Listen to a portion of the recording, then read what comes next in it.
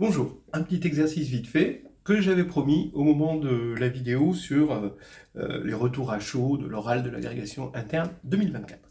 Euh, c'est un exercice de BibMat, bon, mais sympa, et surtout l'originalité de la question.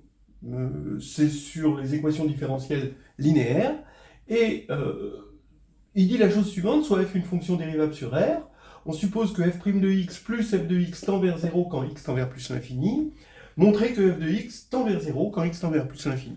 Je vous laisse vous essayer à cet exercice, c'est un petit exercice de réflexe qu'un jury peut effectivement poser à l'oral, que j'ai trouvé très sympathique, et j'aime bien comment la question est posée, voilà, j'aime bien comment elle nous amène à... vous verrez. On va voir la solution tout de suite. Allons-y pour la preuve. Alors j'ai changé un petit peu mon fusil d'épaule, désolé. J'ai pris FC1.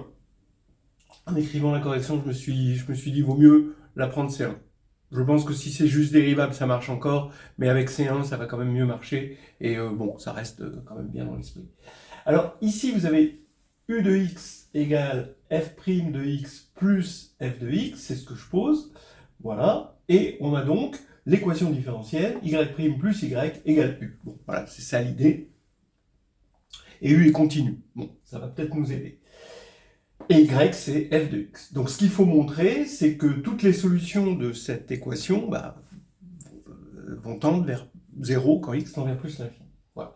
On va la résoudre évidemment avec la méthode de variation de la constante, ce qui est complètement dans ce genre de leçon à la grecque, puis même ça peut être dans un exercice de licence. Hein.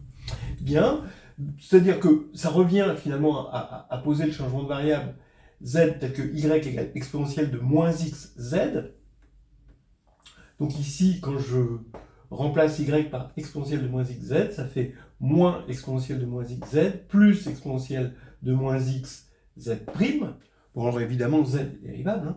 Hein, plus exponentielle de moins x z égale u.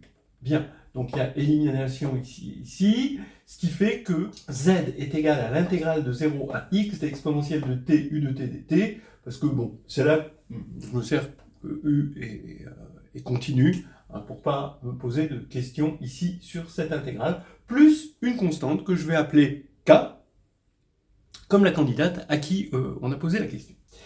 Voilà, et qui s'en était bien sorti, j'ai trouvé. Alors, y est donc égal à exponentielle de moins xz, c'est-à-dire exponentielle de moins x fois ceci, d'accord, qui est ici, plus k exponentielle de moins x. Or, quelle que soit la constante k, on va prendre, ici, ça tend vers 0. Très bien. Donc, il reste à montrer que ça tend vers 0 quand x tend vers plus l'infini. Là, si vous analysez un tout petit peu le problème, vous voyez bien que on ne peut pas, ici, sortir un majorant. Hein, on aimerait bien dire u de t tend vers 0 ici, mais ici, on a en x exponentielle de x. Et exponentielle de moins x ne va pas pouvoir éliminer le exponentielle de x. C'est-à-dire que sur vraiment quelque chose d'infinitésimal, on a un problème, patron. Hein, voilà.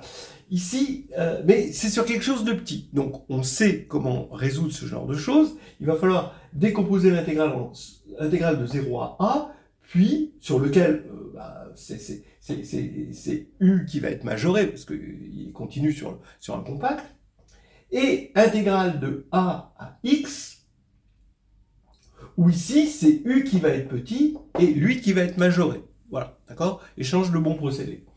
Bon, on sait que ce genre d'action, faut faire attention, c'est hautement non commutatif. Il faut s'y prendre dans le bon ordre, d'accord? Donc attention, hein, comment on s'y prend. Alors, l'idée ici, ça va être de fixer epsilon positif, d'utiliser du coup là-dessus, donc maintenant je vais me ramener au cas où f c'est cette fonction-là, hein, d'accord? On oublie ça. Ici, j'ai ma fonction f de x, bien, eh bien, je vais pouvoir utiliser l'inégalité triangulaire pour, bon, d'abord, je sors exponentielle de moins x, et là, j'ai l'inégalité triangulaire, qui va nous dire qu'ici, ça va être inférieur à exponentielle de moins x, somme de 0 à a, de exponentielle de t, valeur absolue de u de t dt, plus somme de a à x d'exponentielle de t, valeur absolue de u de t dt.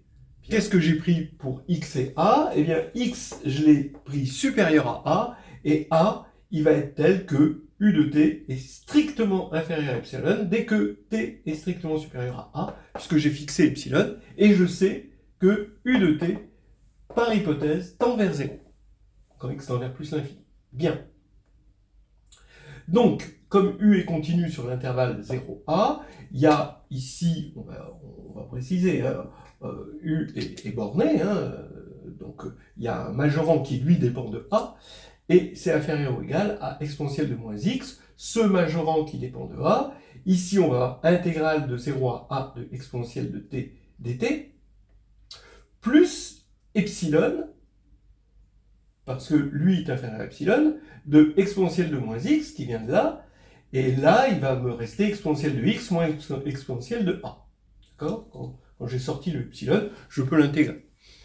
Bien, alors maintenant, c'est le moment, je vous dis, c'est le truc non commutatif, hein, c'est maintenant qu'il faut faire tendre x vers plus l'infini, donc x, a, il va rester ce qu'il est, mais x va tendre vers plus l'infini, donc là, ça va être, ça c'est complètement borné, donc ça va tendre vers 0, et ça va être inférieur à, alors ici, on va avoir quelque chose d'inférieur à 1, d'accord, vous le voyez bien,